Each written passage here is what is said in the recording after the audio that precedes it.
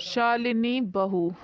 एक दिन शालिनी सुबह ही सुबह घर में तेज तेज दौड़ती हुई अंदर की ओर जा रही थी, जहां पर उसकी सास उसको आवाज दे रही थी। सास, अरे कहाँ मर गई थी? मैं इतनी देर से तुझे आवाज दे रही थी।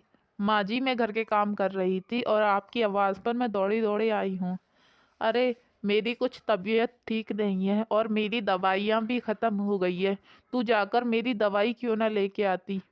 माँ जी, मैं तो घर का काम कर रही हूँ, लेकिन मैं दीदी से कहकर आपकी दवाई मंगा दूंगी। इतने में उसका बेटा कहता है, मम्मी मम्मी, मेरे बिस्किट भी खत्म हो चुके हैं। हाँ हाँ बेटा, मैं तेरे बिस्किट भी मंगा दूंगी। अरे अब मुझे घर के कितने कितने काम देखने पड़ते हैं, सारा काम मुझे ही करना पड़ता है, लेकिन ना तो मेरी सास समझती है इस बात को, ना मेरी नंद। इतना कहते ही शालिनी की सास उसको आवाज देती है, अरे बहू, अब मुझे भूख भी लगी है, तूने अभी तक खाना तैयार भी नहीं किया। माँ जी, मैं अभी वही काम कर रही थी, लेकिन आपने मुझे आवाज दी, मैं आपके पास भी आई, फिर चिंटू के पास भी गई थी। मैं अभी आपका खाना बना के लेके आ रही हूँ। तो सास कहती है, तो मेरी दवाइयों का क्या हुआ? क्या तूने उसमें भी लेट कर दिया? नहीं माँ जी, मैं अभी दीदी के पास जाकर आपकी दवाइयों के बारे में कहती हूँ।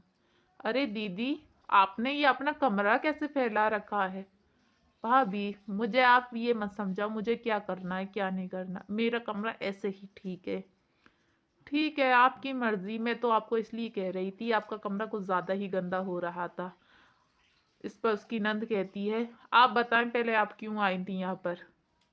अरे मैं तो वो माँ जी की दवाइयों के लिए कहने आई थी।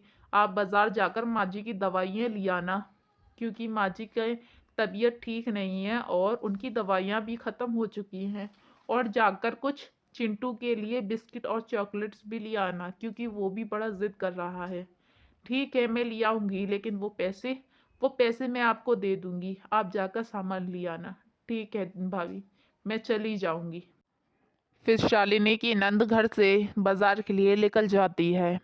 नीलम रास्ते में सोचती है कि चलो सबके लिए कुछ ना कुछ ले ही आती हूँ। फिर वे आगे जैसे बढ़ती चलती है और बड़बड़ाती रहती है, भाभी को भी हमेशा मुझसे ही कहना होता है। मैं सारा काम तो अपने कमरे का साफ करके रखती हूँ, लेकिन फिर भी वो मुझे यही समझाती रहती है, ये कर लो वो कर लो। फिर शॉपिंग मॉल आ ही जाता है। नीलम खामोशी से शॉपिंग मॉल के अंदर चली जाती है, जहाँ पर उसे कई सारे सामान दिखाई देते हैं और वे सोचती है कि काश मेरे पास अभी पैसे मौजूद होते तो मैं भी अपने लिए कुछ खरीद लेती।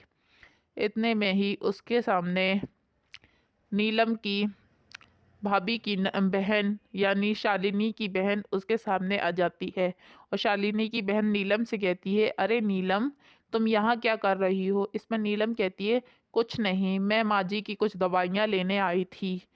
और तुम यहाँ क्या लेने आई हो? मैं कुछ नहीं, मैं थोड़ा से अपने शॉपिंग करने आई थी, सोचा कुछ कपड़े लत्ते खरीद लिए जाए। हाँ हाँ, अच्छी बात है, तुम्हारे तो मज़े ही मज़े हैं। तो ठीक है, चलती हूँ फिर मैं। इतना कहकर नीलम आगे बढ़ जाती है, जहाँ पर आगे जाकर वो कहती है कि अपने ऊपर कितना पैसा खर्च करती है, और मैं कुछ पैसे खर्च करूँ तो भाभी कहने लगती हैं कि नीलम कम खर्चा करो। फिर वह आगे जाती है तो नीलम को एक बड़ी ही ब्यूटीफुल येलो कलर की ड्रेस दिखाई देती है, जिसे देखकर नीलम बहुत ज़्यादा खुश हो जाती है और कहने लगती है, अब तो मैं यही लेके जाऊंगी। माँ जी की कुछ दवाइयाँ कम कर देती हूँ, जो ज़रूरी दवाइयाँ हैं उनकी मैं उन्हें ले जाती हूँ, और जो चिंटू के लिए बिस्किट वगैरह है वो बाद में आ जाएंगे।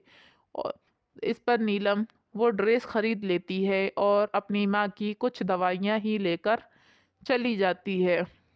रास्ते में नीलम कहती है, कह दूंगी चॉकलेट और बिस्किट की दुकानें खुली नहीं थी, और माँ जी की जो मेन मेन दवाइयाँ हैं वही उसके पास मौजूद थी, बाकी उसके पास थी नहीं।